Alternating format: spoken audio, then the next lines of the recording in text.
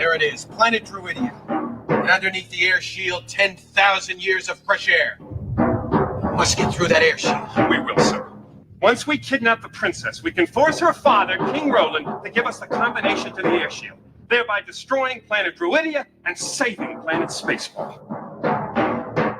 Everybody got that?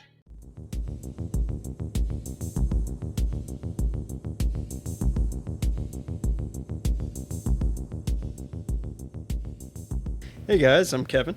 I'm Jake. And this is Movie Matters. We're starting a new month, so no more Halloween. We're doing John Candy Month. And we are starting off with a great one, Spaceballs from 1987 from Mel Brooks. Jake, how many times have you seen this movie? I think this is only like the second time I've seen the whole thing. Holy shit. Yeah. Oh, wow. I've always seen like bits and pieces of it. Yeah. But yeah, if I had to guess, I'd say this is the second like full viewing. Okay. I mean, I haven't seen it a ton of times. I've probably seen it like 5 times. You know, it's funny because John Candy really isn't the main character in this movie, but we're still doing it because it's definitely part of his classic filmography, if you ask me. So with it being your second time, what'd you think? So, I mean, the first time I saw this, like, I was probably in like grade school or middle school. Yeah. Which, in my opinion, is like prime time to watch this movie. Like it parts of it still hold up pretty well. Yeah. But yeah, like some parts are just not as funny being an adult. Yeah. But it's still like goofy and fun. I like it. It's just like I don't know if it's maybe so I'm a huge fan of Young Frankenstein. Mm-hmm. So I compare all of Mel Brooks movies to that. And this just isn't as good in my opinion. But it's still funny. Yeah, Young Frankenstein's great. Yeah. And Blazing Saddles. Yeah. Are like easily like his best movies. But yeah, I mean, this is a good movie. I love a lot of the like types of comedy in this movie. I love meta comedy. Yeah. So like the whole scene where they're like watching Spaceballs on tape is like hilarious to me. Yeah, that's like the best part of. That's like the funniest part of the movie, if in my opinion. Yeah. And like all the like looking at the camera moments and like talking to the audience are great. Which is like classic Mel Brooks, like breaking the fourth wall and like kind of like plunging his movies into chaos is like pretty typical, which I think is hilarious. Yeah, I agree. Yeah, I mean, it's pretty interesting because all his movies are like parody movies for the most part. You know, so he came up, Mel Brooks came up with the idea for this movie when he discovered he had yet to spoof space movies, with obviously Star Wars being a big influence on this and very popular in the 70s, late 70s and 80s. Because apparently he like already like destroyed the Western genre with Blazing Saddles. He made fun of the horror genre with Young Frankenstein. And then he gave silent movies the axe with Silent Movie, which I've never seen. Have you seen that? I've never seen it either. Yeah, I'll have to add it to the list. It's a 70s movie, but so we won't review it, but we'll watch it, hopefully. Yeah, I mean, this looking at this movie, I feel like you can't judge it too hard because it's a parody movie and it's trying to be stupid and trying to make fun of, you know, other movies, specifically Star Wars. Because I was when I was watching it, there was, again, like you said, I saw this when I was super young and thought it was hilarious because I love Star Wars. I still, I love Star Wars as a kid. I was obsessed with Star Wars, and I still love Star Wars for the most part with, disappointment in a lot of the new stuff. But Let's call it canon Star Wars. yeah. That's just depressing me right now. I even lost my train of thought. Damn. So I thought with this movie, I just tried not to think too hard about it. While watching it this time. And I tried not to review it, overly critique it, because I knew it's goofy, it's comedy, it's running gags, it's meta. It's not meant to be a stunning piece of cinema. Yeah. Which is funny because this movie has an insane budget, or had an insane budget. Well, one of the points I did want to talk about, which I'm sure we'll get to, is the visual effects are actually great, and the set pieces and stuff are all really well done. Yeah. For a movie that's just making fun of other movies. Yeah, so this movie cost $22.7 million in 87 when it came out. That's a lot of money. It didn't make a ton of money at the box office, which is kind of funny. We watched the trailer before this. The trailer is not very good, in my opinion. Yeah, no. Most of these 80s trailers we watch aren't very good, with the exception of some recent ones we've watched. But it's crazy because if you think about it, Star Wars A New Hope from 77 was made for $11 million. And that movie is insane. Yeah. Especially for that amount of money. And what's crazy is George Lucas loved this movie so much that he had ILM, Industrial Light Magic, help do the special effects for him. That's funny. Mel Brooks personally obtained George Lucas's blessing and permission to parody all things Star Wars. And there was only one condition, though, that he didn't have any merchandise for the movie. Oh. Which that's where that huge gag from Yogurt comes in, where it's Spaceballs the lunchbox, Spaceballs the cereal, which I love. I love that scene. I think that's really funny. Because it's such he critiques Hollywood. I like when Mel Brooks does that, and then he's just like, "Oh, we'll see in the sequel, Spaceballs 2: The Search for More Money." There's funny lines like that I really enjoy. Yeah, the poking fun at the entire system is is just done so well, and he does it in all of his movies. Masterfully. Yeah, it's again, it's very meta. It's a parody within itself. It's I'm making this movie, but I'm also making fun of everything, which I like. What's crazy is the movie was originally 247 pages long in a script. Yeah, and the first cut was roughly 2 hours and 20 minutes long, and it was trimmed down to 96 minutes. So I'm curious what else they had, deleted scenes and all that. That'd be pretty interesting to see. But I'm glad it's in that 1980s, 90 minutes, an hour and 30 minute, trend, which I like. Yeah, comedies can't do hyper extended run times, viewing times. It's just not at some point you just lose interest in especially a movie like this where it's gag after gag after gag. Eventually you just get fatigued and it's not funny anymore. Agreed. Yeah, that's why the Naked Gun movies hold up, because it's an hour and 25 minutes. Yeah. Hour and 30 minutes. This movie has a lot of running gags, similar almost to The Naked Gun, which I like. The whole, dark helmet with the Schwartz and everyone covering their crotch all the time when they're around him, which is really funny. I like that.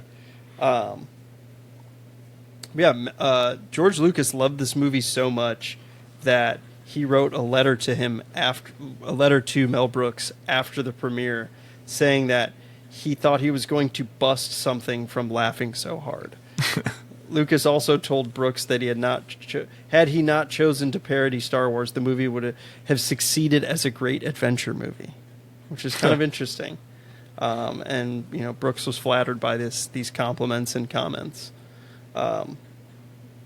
It's pretty interesting. I mean, the story is like almost identical though to Star Wars. Kind of. Yeah, I mean, yeah, pretty much. Like, you got to there's rescue a couple the princess. details that are different, but yeah. I mean, there's no Luke Skywalker, but no. But yeah, I mean, other than that, like it's if you put all the parody aside, I can totally see what like Lucas means by that, because like if you strip this movie of all of its jokes, it is like a decent space adventure kind of movie,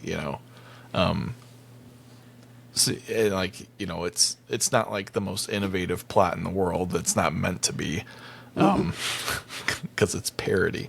But I mean, it's definitely entertaining, and like the characters are likable, which I think sometimes is hard to do with parody, because you're making fun of like really beloved characters sometimes, especially with Star Wars. So yeah, I'm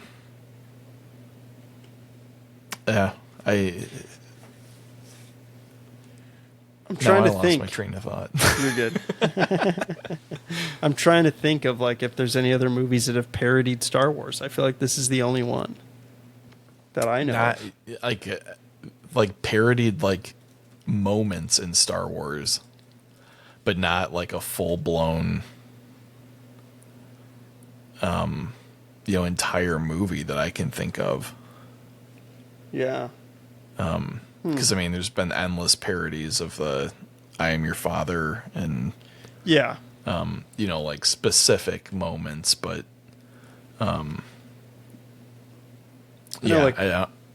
Robot Chicken does a lot of like the cartoon. Robot Chicken does a lot of parody of it. Family Guy did parodies of it, like all cartoons though.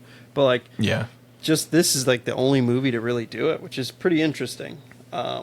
Well, I mean, like, if you're gonna do that, like, you have to do it right, and that means it's gonna be expensive. Yeah. So you think the special effects are pretty good in this? I mean, like, the special effects are, whatever. Like, they're like for the 80s space special effects. But like the set pieces and stuff, and like the like physical comedy kind of gags are like really well done. Like combing the desert is like one of the best gags of all time, and like the combs are like so well made and like designed. Like it's kind of hilarious that like they spent that much effort just for that like 30-second scene. Yeah. Like they spend a lot of effort on a lot of things. I feel like even just from the opening sequence. I mean, obviously you have the text crawl, which is a gag from Star Wars, and then you have the ship that's just extremely long. It's like 1 minute and 37 seconds of just a ship going by with the theme reminiscent, this like music playing that's reminiscent of the Jaws theme. It's kind of a Spielberg reference there. And that's hilarious. And I don't know, it's just like you get all these like Dark Helmet where you've got it's Rick Moranis and he's 5'6", he's tiny, like versus the scrawniest, tiniest guy. Yeah, as Dark Helmet in this massive helmet, which is hilarious. Oh, and there's my dog's tail.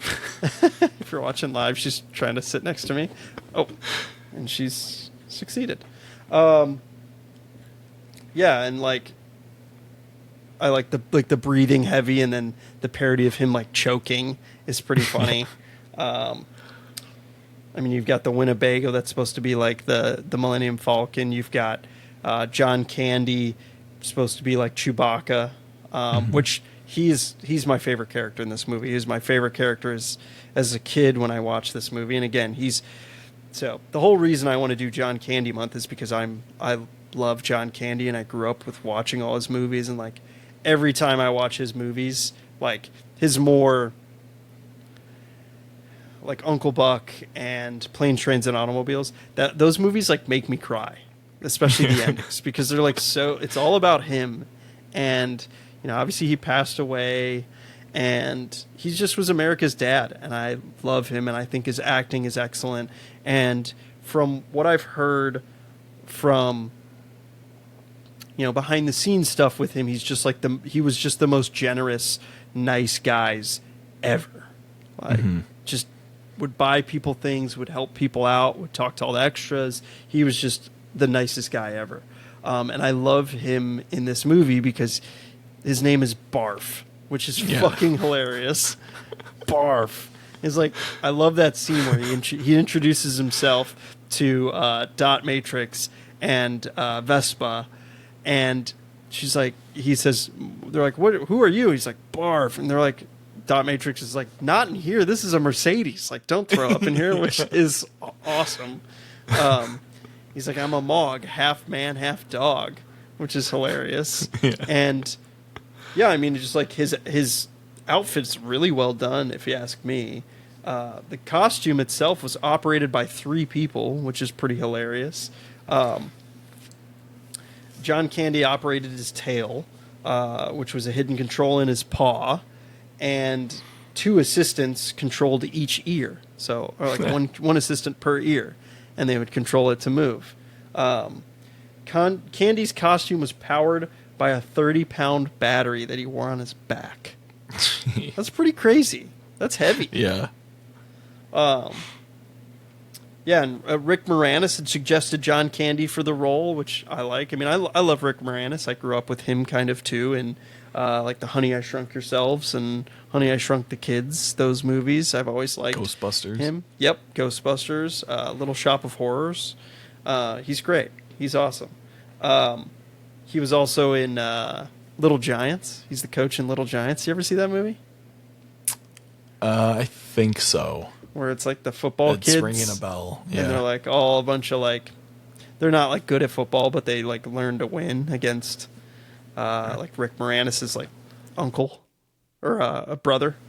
Yeah, I like, he's great. I love him. And I also like there's again, John Candy's the best part of this movie. There's some interesting background on his costume to get more into that.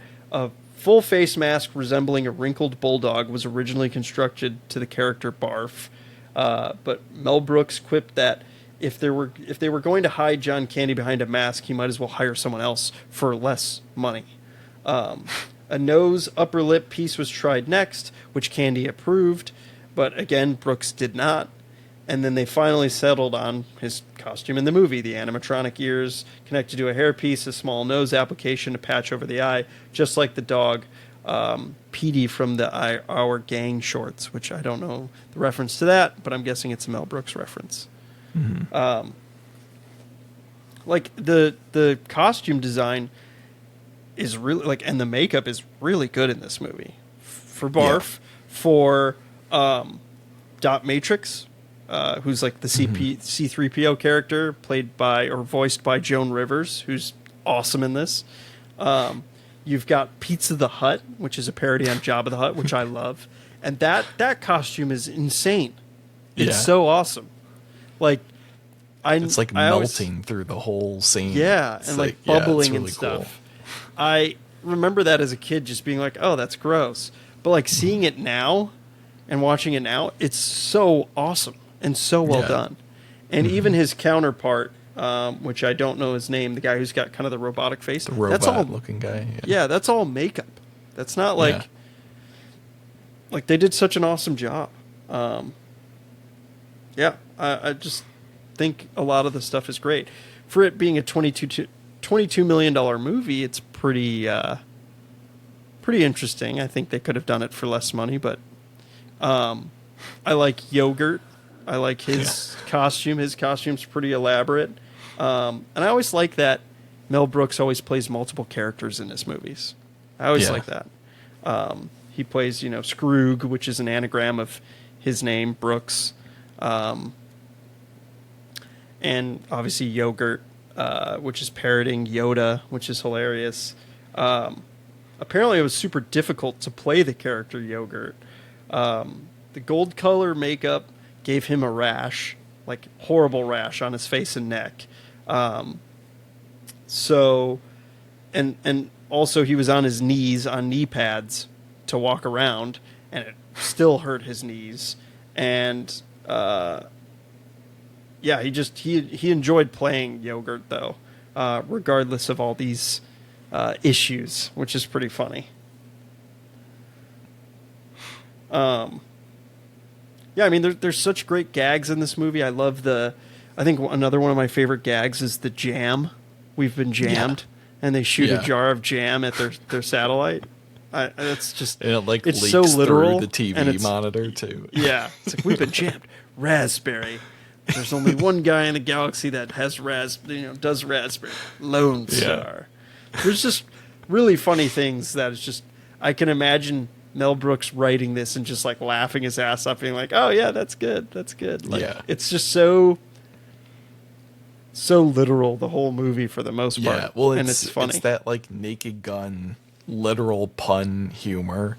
Yeah, that's just like it's unfortunately been lost. And like those are like my favorite jokes in the movie are those like literal puns. Oh yeah. Because they're just so good. And like, we talked about this a lot, I think, when we did the Naked Gun. That like basically, I think you agree that like the Scary Movie franchise kind of killed this type of comedy because there was just too much of it. Yeah. But this is like something that I'd like to see kind of come back. Because it's just so good. Like when it's done well, there's like not much that's funnier than that type of like wacky, like pun heavy kind of like it's just goofy, it's fun. Just like just shit coming out of left field out of nowhere is just so great. Like yeah, agreed. So funny you say that because they are. So I just saw on I saw it on Instagram. The Wayans brothers made the first two Scary Movies, which were funny at the time. Again, they kind of haven't held up as well. I rewatched at least the second one somewhat recently, and it didn't hold up for me. But again, it's just stupid humor. So yeah, it's it's of the time, I think. And this movie's very much that. So are the Naked Guns. They are so Scary Movie. After 2, the Wayans brothers were basically like ousted and weren't included for any of the productions of the other ones, and that kind of ruined the franchise. They just announced, like literally like a few days ago, they just announced that the Wayans brothers are coming back for Scary Movie 6, which should be interesting. So hopefully they do it well. We'll see. And then they're remaking Naked Gun with Liam Neeson. Which I hope is going to be good. It's got a lot going for it, and I think it could be good. I do forget how funny Liam Neeson can be. Yes. Because he's been so like drama and like action heavy like in most of our lifetime, but like there's some movies that he's in where he just kills it and. That are comedies and like he's got deadpan. He's got that deadpan where it's like he's so serious, and I think that's which is what Leslie Nielsen is so good at. Exactly, is delivering those deadpan jokes. Yeah, it's just so good. Yeah, so hopefully the writing's good because that'll make all the difference. Speaking of like remakes and sequels, this movie had a sequel announced for it recently. It's being developed at Amazon with Josh Gad producing and starring, or starring at least, and Mel Brooks is producing it. So we'll see if that gets made and how interesting that'll be. If Mel Brooks isn't writing it, I don't want to see it. Ooh, interesting hot take. I don't know. I am skeptical. Again, we talked about this, sequels and nothing's original anymore. Yeah, I we'll see. They have tried to get a sequel off the ground a bunch of times for this movie, and it's just never happened or materialized. I think this one could be ripe for making fun of the new Star Wars movies and Kathleen Kennedy and all that. I think that could be interesting. Yeah, if they go real hard, Yeah. it could be pretty funny. Yeah. Yes. So But I think two things need to happen for me to get really excited about it. One, Brooks needs to be writing it, at least to some degree. Yeah. And two, it needs to be called Spaceballs 2: The Search for More Money. yes, it should be called that. It also should be rated R. Yeah, I think so. And they should make it raunchy. Super Yeah. raunchy. Yeah, I think that would somewhat convince me to see it. But again, it all depends on the trailer, and if it's as shitty as this trailer was for this movie, I don't know. Yeah, we'll see. Yeah, I mean, there's a lot of other great gags in this movie, like the space buns are headphones. I thought that was funny. The screw president salute, where they basically like say like, you know, up your ass, like, fuck you, which I like, and then the like wave is really funny. It's just like it's just very Mel Brooks.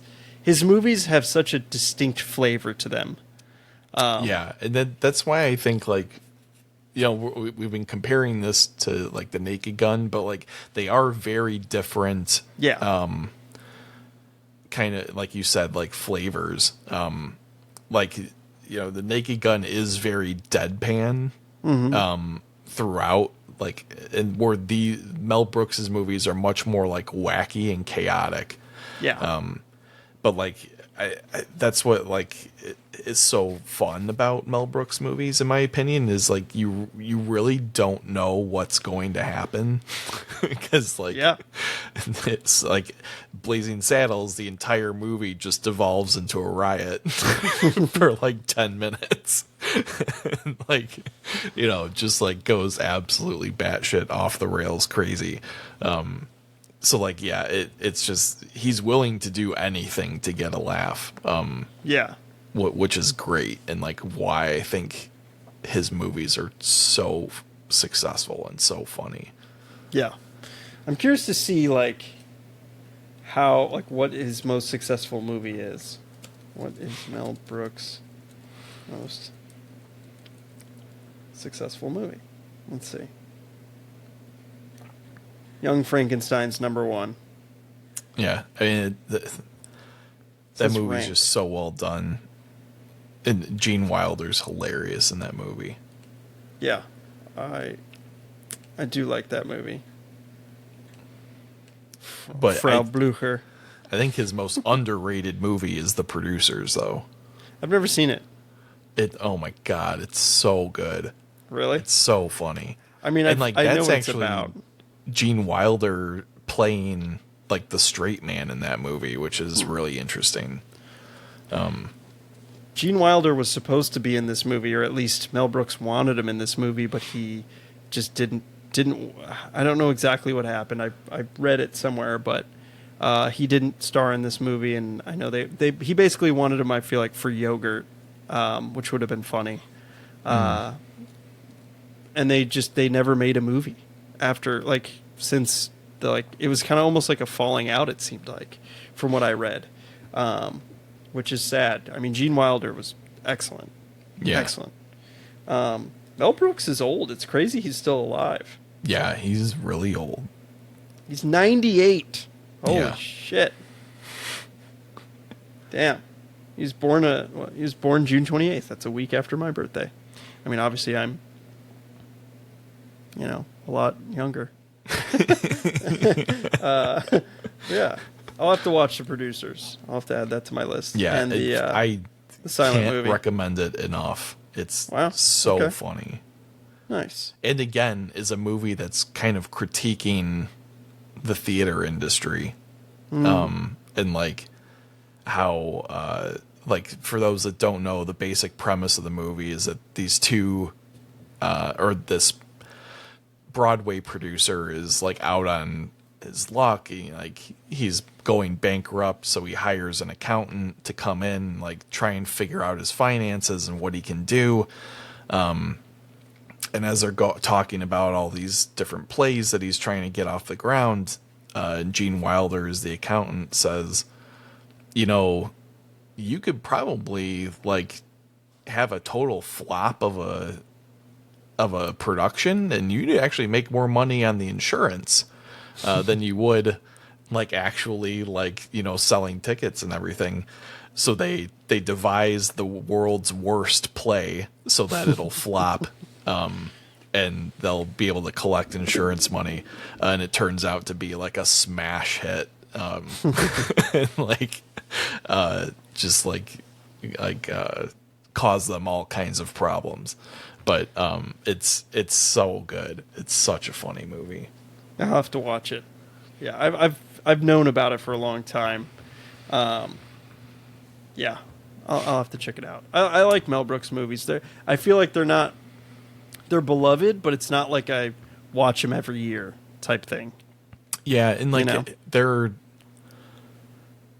they're a little like culty, I think. Like a lot of, like, I feel like people who like Mel Brooks like love Mel Brooks, then other people haven't seen any of his movies. I feel like that's like, a good point. I mean, I've like we just said, we haven't seen the Silent movie, or there's a few of his that I haven't seen. The History of the World. Yeah, I haven't seen that. But the like 4 or 5 that I have seen, I love so much. Yeah. They're just so good. Agreed. We should talk about John Candy more, though. I know, but I want to talk about the Jawas. Oh yeah, the like Jawa parody, the Dinks as they're called, yeah. And like that. I don't want to do it because it was stuck in my head all day after I watched it. It was in my head all day.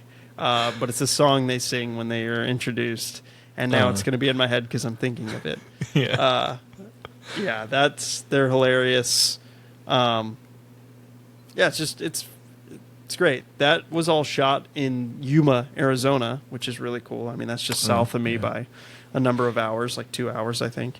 Yeah, I thought that was pretty cool, and that I saw that they did that. You know, the ending kind of drags a bit for me. Maybe it's because when I watched it, I was extremely tired. But the ending dragged a little bit. I don't know. What'd you think? I feel like it shifts a little too much into the like space action kind of thing, and it's like, we all know how this is gonna go. Like, let's let's wrap it up. But yeah, there's a couple good gags at the end that kind of make it worthwhile. The giant robot vacuumer is pretty funny.